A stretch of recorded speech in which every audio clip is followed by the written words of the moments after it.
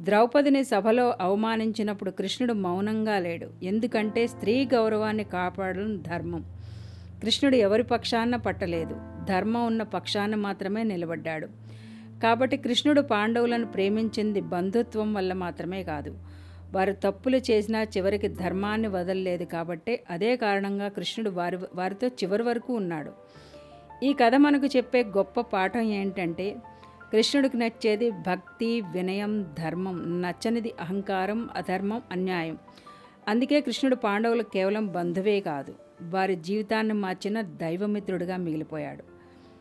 కృష్ణుడు చెప్పేది ఏంటంటే, బయటి ప్రపంచంలో ఎవరు ఏమనుకున్నా, పరిస్థితులు ఎలా మారినా మన మనస్సాక్షికి మనం మాత్రమే సమాధానం చెప్పుకోవాలి.